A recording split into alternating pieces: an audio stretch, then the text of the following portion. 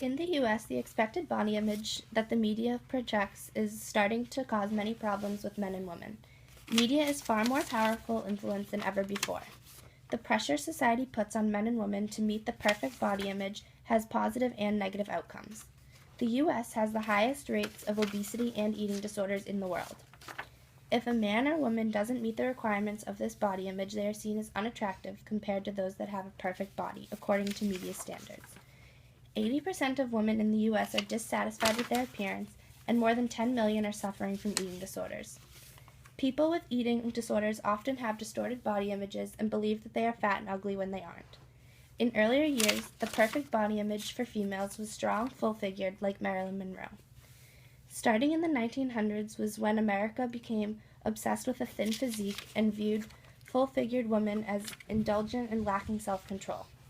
The desire to look thin starts at a young age due to little girls wanting to look like the Barbies they play with and boys wanting to look like the action figures they play with.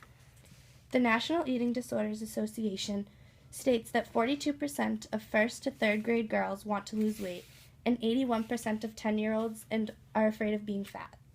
Pediatrics had a study that showed 2/3 of girls in the 5th to 12th grade said that magazine images influenced their vision of an ideal body, and half of the girls said that the images made them want to lose weight.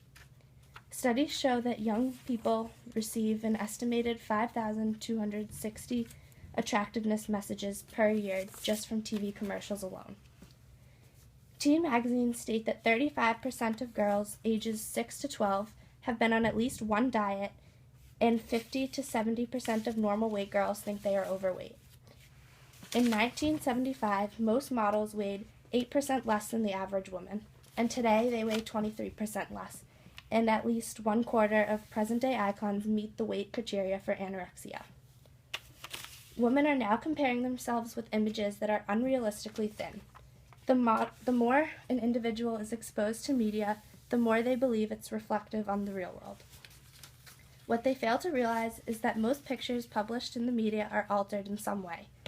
Eating disorders are increasingly common in men. Nearly 18% of boys are highly concerned about their weight and physique. There was a study involving boys who were extremely concerned about weight were more likely to become depressed and more likely to engage in high-risk behaviors such as binge drinking and drug use. Half of these boys were worried about gaining more muscle, and a third were concerned with both thinness and muscularity, and less than 15 were concerned with only thinness.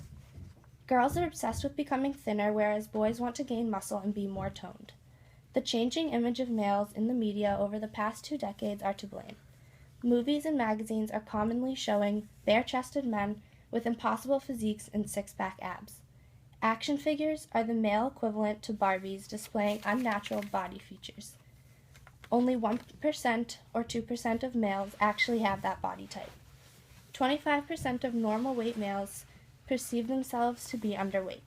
A 2012 study of adolescents revealed that muscle-enhancing behaviors are common among both middle and high school males.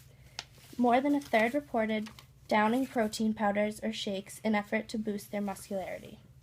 6% admitted to using steroids, and 10.5% acknowledged some other muscle-enhancing substance. Studies show that in the last 15 years, more men have had eating disorders than ever before. Unlike girls, boys don't starve themselves, use laxatives, or induce vomiting. Instead, they are most likely to engage in excessive amounts of exercise and steroid abuse.